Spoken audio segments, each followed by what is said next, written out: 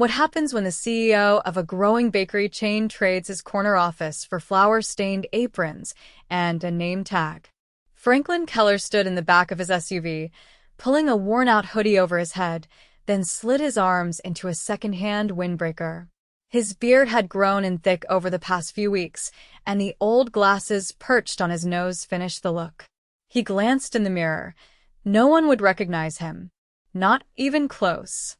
He owned all 7 locations of the bakery chain, bought it 8 years ago from a retired couple who'd built it from scratch. Back then, it had 3 shops. Franklin had expanded it carefully, always pushing for quality and community feel. But recently, something felt off. Customer satisfaction scores at the 5th location in downtown Springfield were dipping. Turnover was high. Reviews mentioned cold service. He'd never met this new team personally. Most hires were handled by store managers or the district head. That was part of the problem, too many layers. So, he decided to go undercover. He entered the bakery at 6:45 a.m., just as the sun peeked over the buildings. The smell of cinnamon and fresh bread filled the narrow shop. A few employees buzzed behind the counter, prepping for the morning rush. "Hey," a voice called from behind the espresso machine. "You the new guy?" "Yeah." "Name's Kyle," Franklin said, keeping his voice lower than usual. The woman walked over, wiping her hands on her apron. She had sharp eyes but a calm tone. "I'm Riley Lawson, lead cashier. I'll train you today." Franklin nodded, noting how tired she looked. Her dark hair was tied up in a messy bun, and a faded name tag hung crookedly on her apron. Still, she moved with purpose. "I'll show you how we handle the register and how to prep orders. Once rush hour hits, things get real," she said, handing him a pair of gloves. "Just keep moving, and don't let the line scare you." By 7:10, the place was packed. Franklin barely had time to blink between ringing up pastries, pouring coffee, and learning how to read the order screen. Riley kept pace, never missing a beat, calling out names, double-checking cups, and even helping the bakers when they fell behind. At one point, a customer knocked over their drink. Riley didn't hesitate. She handed the woman a fresh one, no charge, and mopped it up herself when no one else could break away. But not everyone was pulling their weight. A tall man with slicked back hair came out of the back room holding a clipboard. "Let's go, Riley. Stop babysitting the newbie. You've got 3 orders backed up." "I've got it," she said, wiping her hands. "Just teaching him how I said move." She flinched, then nodded. Franklin watched as she returned behind the counter. The man turned to him. "You're Kyle, right? Stay out of the way. Just follow what she says." Franklin gave a short nod. "You the manager?" "Yeah, Matt. Been running this place 3 years. Don't slow us down." The morning dragged on. At exactly 9:55, Riley glanced at the clock and stepped toward the break room. "Hey," Matt barked. "Where do you think you're going?" "Just a 10-minute break. I've been on since 5:30. It's rush hour. You know the rule, no breaks until after 10:30. You want to sit? Do it when we're dead." Riley looked like she wanted to argue, but instead, she nodded and returned to the register.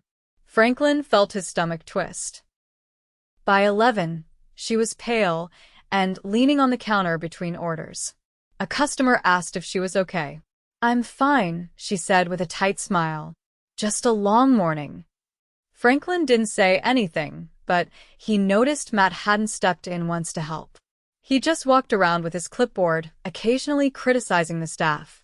At noon, a younger worker named Jody accidentally dropped a tray of croissants. Matt stormed over. "Seriously? That's like $20 down the drain." "I'm sorry," she muttered, kneeling to clean it up. "Be sorry on your own time. Pick it up and go on register." "Riley, take her spot in the back." Riley didn't even blink. She just moved. Franklin helped Jody clean up. "That happen a lot?" She gave a small shrug. "He's worse when we're short-staffed. 2 people called out today. Riley always covers, though." After the lunch crowd thinned, Franklin found Riley restocking napkins in the back. "You okay?" She looked tired but nodded. "Yeah, used to it." "You always work like this?" She gave him a small smile. "You mean nonstop with no breaks and a manager breathing down my neck?" "Yeah, pretty much." He wanted to say something. Instead, he just asked, "Why stay?" She shrugged. "I like the job. I like the customers. And I need the paycheck." Franklin didn't sleep well that night. He kept thinking about how Riley never stopped moving, how Matt never lifted a finger, and how nobody seemed to think it could be different. He'd seen enough to know something had to change. But first he needed one more day, just to be sure. Franklin showed up the next morning before sunrise, same hoodie, same windbreaker, and the same quiet knot in his stomach. A light drizzle tapped the awning outside the bakery as he stepped in. The place was still dark, save for the prep lights in the back. Riley was already there, sleeves rolled up, sliding trays of unbaked muffins into the convection oven. She glanced over, but didn't pause her work. "You're early." "Didn't want to slow anyone down," he said, stepping toward the sink to wash up. She gave a short nod. Baker called out again. "So it's just me back here till the first shift arrives." Franklin didn't ask questions. He tied an apron around his waist and started laying out parchment on the empty trays. Riley handed him a scoop and pointed to a bowl of bran batter. 24 of those. Fill them level, not heaping." They worked in quiet rhythm for a while. Franklin noticed the playlist from the front speaker was stuck on a loop, same 3 songs every hour, and the fluorescent light above the prep station flickered every few minutes. One of the walk-in fridge doors didn't seal properly, and Riley had to shove her shoulder into it to get it to latch. At 7 sharp, the front door unlocked. A few early customers trickled in. Jody came in not long after, yawning and pulling on her apron. She waved to Riley, then to Franklin. "You're still here?" "Thought you'd run after yesterday." "Figured I'd give it another shot," he said. The early shift was light, just the 3 of them, and while they moved fast, it was manageable. Matt didn't show up until a little after 8. He breezed in holding a large coffee from a competitor cafe down the block, then disappeared into the office, without saying a word. Riley didn't react. Neither did Jody. Around 9, a woman came into the shop with a clipboard and a black fleece embroidered with the company logo. She had short, blonde curls and wore no name tag. Franklin watched her carefully as she made her way behind the counter. "Inspection," she said flatly. "Need to check food temps and station layouts." Riley wiped her hands and stepped forward. "You're from corporate?" "Regional compliance," the woman said, not looking up. "Where's your manager?" "In the back." "I'll need to speak with him after I finish." The inspection lasted about 20 minutes. The woman made notes without commenting, tested a few drawer temps, and asked about sanitizing logs. Riley answered each question calmly, her voice low and even. "I'll be filing a report," the inspector said before walking to the back. Franklin leaned toward Jody. "That happen a lot?" "Once a quarter, sometimes more if someone files a complaint." "Who would have filed one?" "Could be customers, maybe even a past staff member. Hard to say." Matt came out 15 minutes later, looking irritated. He glanced at Riley. "Next time she comes in, don't answer anything unless I'm there." "Got it." "She asked me directly," Riley said. "Doesn't matter. You don't speak for management." Franklin kept his eyes on the register screen. Matt's voice wasn't raised, but it had an edge to it, sharp and accusatory. By mid-morning, the crowd thickened. A man in a wheelchair rolled in, struggling to navigate between the tightly spaced tables. Franklin stepped out from behind the counter to help him move a chair. As they adjusted the space, Matt appeared next to them. "You can't just rearrange the floor like that." "He couldn't get through," Franklin said, gesturing toward the customer. "Then he should have ordered online," Matt replied deadpan. Riley froze. Jody stopped mid-pour. The man in the wheelchair looked up, stunned. I'll just take a coffee to go, he said quietly. Franklin watched as he wheeled back toward the door without another word. Once he was gone, Franklin stepped forward. That wasn't okay. Matt turned his head slowly. You want to keep your job? Then you don't question me. Riley didn't say anything. Neither did Jody. The silence was heavy. At 11:30, a delivery arrived. The driver, a young black man in a red jacket, knocked at the side door. Franklin opened it. The guy was holding 2 crates of flour and a clipboard. Drop off for Springfield branch. Yep, come on in. As they moved the crates inside, Matt shouted from the front. Tell him to use the back ramp, not the main floor. We don't want customers seeing that. It's raining, Franklin called back. Ramp's slippery. Then he should have come earlier. The driver hesitated, then quietly signed the form and left through the side. Franklin watched him go, jaw tight. After the lunch rush, Riley went to refill cold brew pitchers. Franklin followed her into the back. That thing earlier with the delivery guy, does that kind of thing happen often? She hesitated only a second. If Matt doesn't like how someone looks or talks or dresses, they're a problem. Doesn't matter if they're a customer or not. Franklin blinked. Has that ever been reported? To who? He's the manager. No one above him ever checks in. Franklin stepped back, breathing hard. Does he talk to you that way too? Riley didn't answer directly. She just reached for another pitcher. He left the kitchen and walked to the office. The door was closed. Without knocking, he pushed it open. Matt looked up, annoyed. What do you want? Franklin shut the door behind him. I've been watching how you run this store. You've denied breaks, ignored safety, and spoken to people in ways I won't tolerate. Matt stood. Who the hell do you think you are? Franklin pulled off his glasses. I own this company. Matt's face went pale. What? I'm Franklin Keller. I've been here 2 days. I've seen enough. Matt tried to recover. Look, if someone's upset, I can talk to them. You told a disabled customer to order online. You ignored a delivery driver because of how he looked. You shut down your own staff when they tried to do the right thing. You've created a toxic, discriminatory environment. You're done here. Matt's mouth opened, but nothing came out.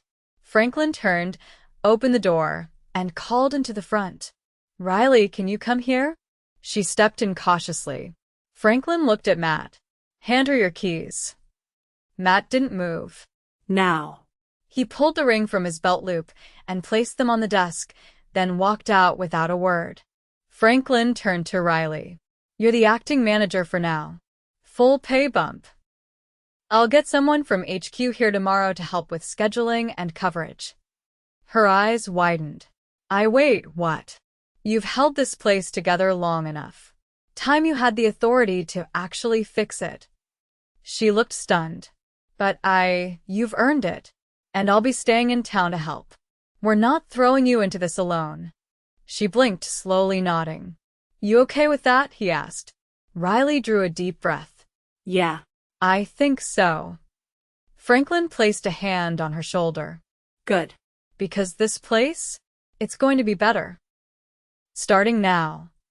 Franklin sat in the back office with a door halfway open, the afternoon light cutting across the desk. The bakery had quieted to a manageable rhythm, not empty, but no longer heaving. Riley was out front, adjusting the register settings with a focus that made it clear she didn't take the promotion lightly. Her hands moved with precision, but her eyes kept darting to the screen, double-checking every change. He didn't interrupt her. Instead, he dialed a number on his personal cell and waited. Lisa, I need you to pull the HR files for Springfield 5th. And send a scheduler to cover the next 3 days. We've got a leadership gap, and I'm not leaving it to guesswork.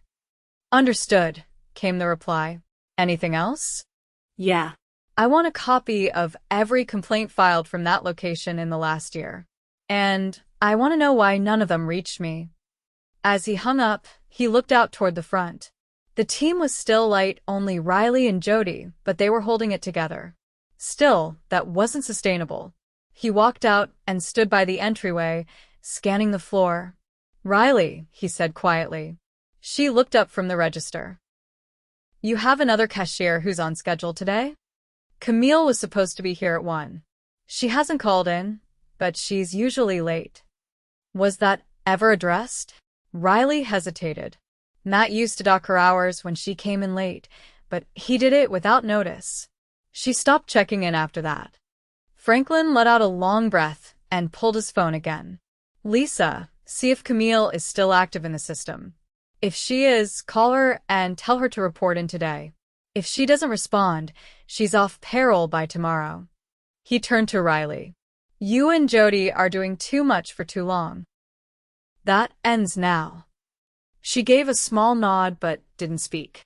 Her jaw was tense. Franklin stepped back into the office and opened the store's internal logs. The records were thin.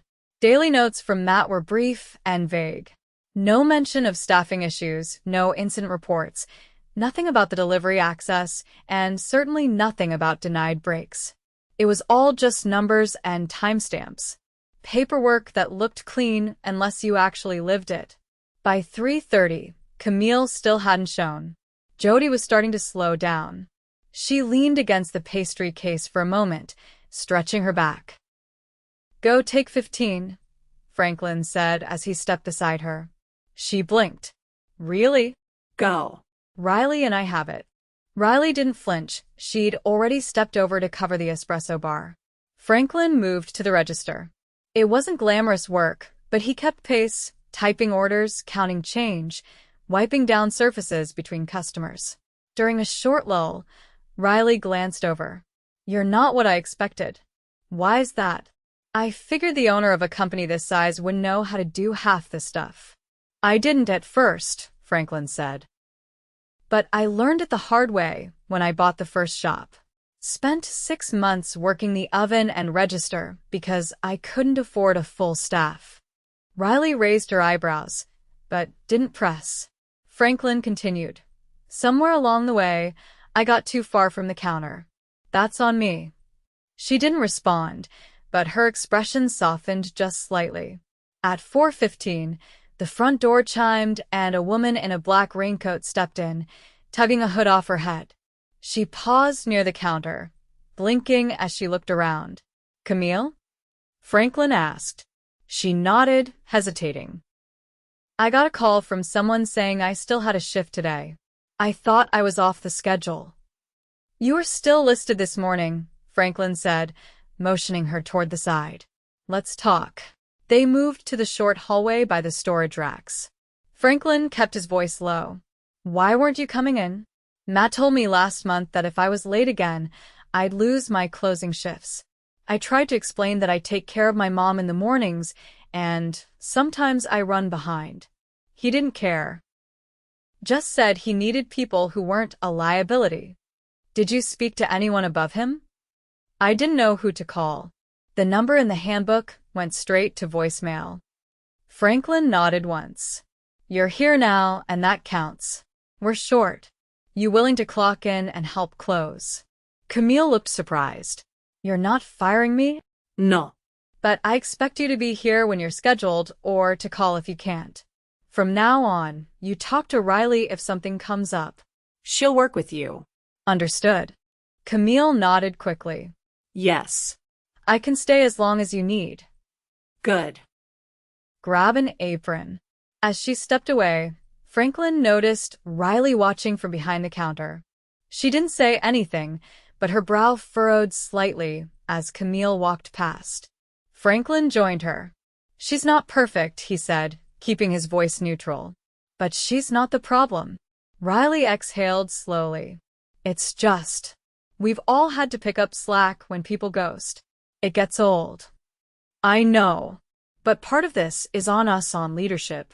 If no one's listening, people give up." She nodded once, but her mouth stayed tight. The rest of the evening moved quickly. With Camille now running the register, Riley took inventory and Jody managed the prep for the morning. Franklin reviewed vendor invoices and flagged 3 that looked inflated.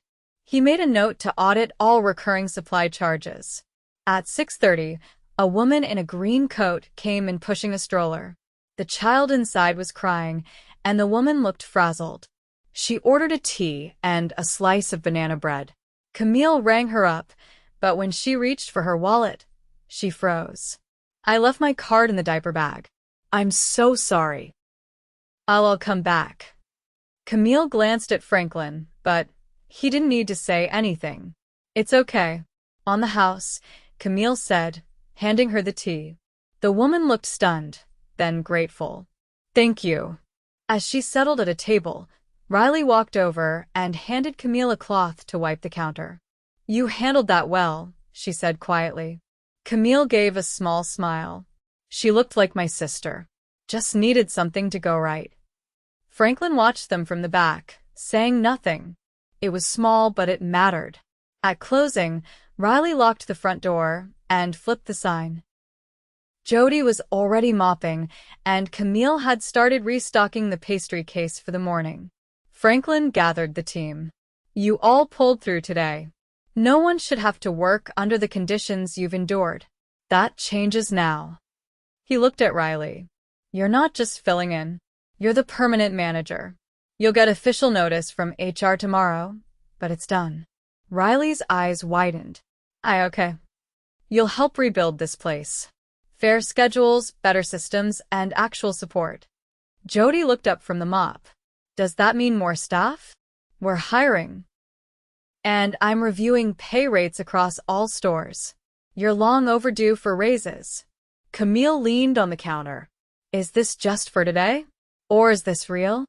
Franklin looked at each of them in turn. "I didn't come here to patch holes. I came to understand what I broke by stepping away. Now I'm here to fix it for good." There was no applause. No emotional outburst.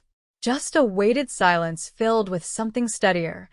Trust starting to rebuild, one shift at a time. Franklin arrived just after sunrise, unlocking the side door with a temporary key he'd requested from HQ. The rain had cleared overnight, but the streets were still slick with runoff. Inside the bakery, the air was warm from the ovens already running. Riley stood by the prep table, hair pulled back tighter than usual, checking a clipboard with narrowed eyes. "Morning," Franklin said, stepping inside. She didn't look up. "We're short again." Jody texted she's out sick. "Camille's coming in, but not until 8. That leaves me until then." Franklin pulled off his jacket. "I'm staying the entire shift. You're not handling this alone." She finally looked over, then nodded once. Good. "Because it's going to be a day." They moved into rhythm quickly. Franklin worked the register while Riley handled espresso and the early bake pulls. The first customer came in before 7, and by 7:15, the line reached the door. Franklin kept pace, greeting people, punching in orders, keeping his tone even. At 7:30, a man in a brown corduroy coat stepped up to the counter. He was older, with deep creases in his forehead and a limp that slowed his walk. "You the new guy?" he asked, narrowing his eyes at Franklin. "I'm just helping out for now. Looks different in here." Quieter. He looked around. No one barking orders. Riley, who just handed off a cappuccino, leaned slightly toward the counter. "Matt's no longer with the company." The man nodded slowly. "About time." When the man left, Riley turned to Franklin. "That was Mr. Halpern. He's been coming here since the second week the store opened. Matt used to snap at him when he took too long to order." "What did he do?" "Stopped ordering. Just came in to sit." "Never bought anything for 2 months." Franklin didn't respond. There was nothing to say that would make that right. By 8:15, Camille arrived. She moved with more urgency than the day before, tying her apron while stepping behind the counter. "I saw Jody's message," she said, not out of breath but focused. "I can stay through close if needed." Riley gave a half nod, then returned to the espresso machine without comment. The next few hours moved fast. Franklin monitored the pace, watching for signs of burnout. He rotated Camille to restock napkins and refill syrups when the line dipped. Riley resisted leaving the floor, but Franklin eventually pointed to the break room. 10 minutes. No discussion. She gave him a look but didn't argue. When she returned, she didn't thank him, but she looked more steady. Near 10:30, the door opened and a woman walked in wearing a navy blue blouse and a company badge clipped to her belt. Her expression was unreadable, but her eyes scanned the store like a hawk. Franklin stepped out from behind the counter. "You must be from HR. Dana Rowan," she said. Regional compliance looped me in. I'm here to conduct follow-ups. Internal interviews, policy review, and site documentation. You want to step into the back?" He shook his head. "Not yet. I want you to observe the floor first. See what it's like now. Not what it was." She gave a short nod and took a spot at an empty table near the front. By 11:30, the rush returned. Franklin pulled a shift chart from the office and wrote out the next day's plan by hand. With Jody likely out for another day, he'd need someone from another location. He called Lisa. "I need a floater at Springfield 5th tomorrow, midday to close. Someone with register and barista training. No new hires." "I'll find someone," Lisa said. "Also, make sure payroll processes Riley's raise by Friday. Not in 2 weeks. Now." Dana finished her observation just after noon and met Franklin in the back. "Front of house is holding together," she said. "But I reviewed the previous manager's documentation. Practically non-existent. No logs, no employee development plans, and no formal coaching records. It's like he was just clocking in to monitor. He wasn't managing. He was dominating." Dana didn't argue. "We flagged his file. He's permanently ineligible for rehire. I'll conduct one-on-ones with each team member this week." "Good. Start with Camille. She's got the quietest voice, but the most to say." Dana gave a tight nod and left. At 1:30, Franklin returned to the front. Camille was helping a young couple with a catering order. Riley was assembling sandwich boxes behind the counter without being asked.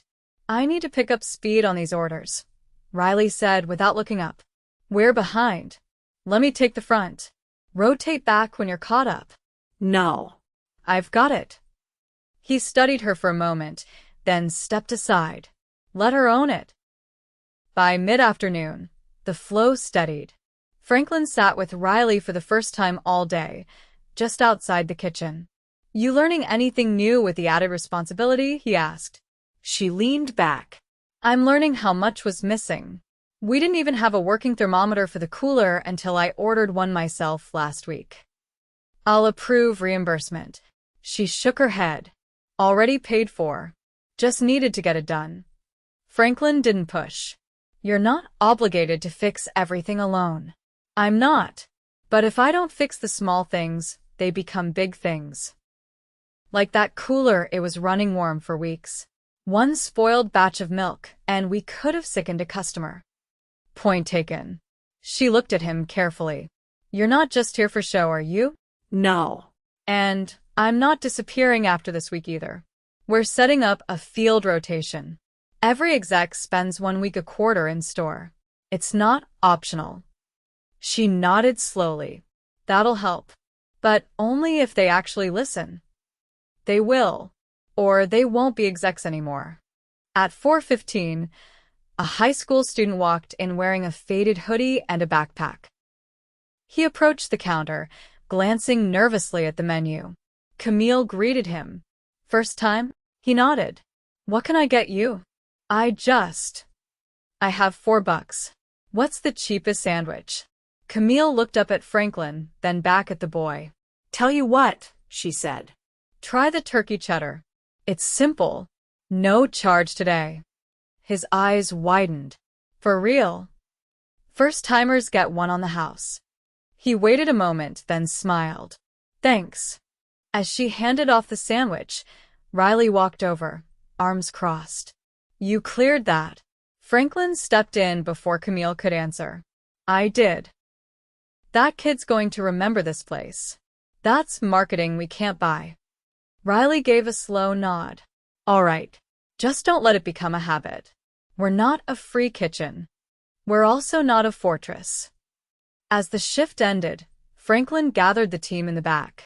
You've all held this place down through a storm of bad leadership. No one should have had to. But you did. He looked at Riley. Your inventory system is being rolled out to all 7 stores. Same with your shift rotation model. You built something that works. She didn't react immediately, just nodded once, as if filing it away. Camille, you're reinstated fully. You'll work with Riley on a flexible schedule. Your situation matters. She looked stunned, but recovered quickly. I'll pull my weight. I promise. I know. Franklin stepped back and looked at each of them. This store didn't just need a new manager. It needed a reset on how we operate. That starts now. You're not alone anymore. And I won't forget what I saw here. He didn't ask for applause. He didn't ask for thanks. He just handed each of them a printed sheet, new contact numbers, escalation paths, and a direct line to him. No more voicemails. No more silence. As they turned off the lights and stepped out into the evening air, Franklin paused under the awning, watching as Riley locked the door behind them. You planning to visit the other stores? She asked, keys still in hand. Every one of them. She handed back the key he'd used that morning. You'll need this. He took it slowly. Not forever. No, she said, meeting his eyes.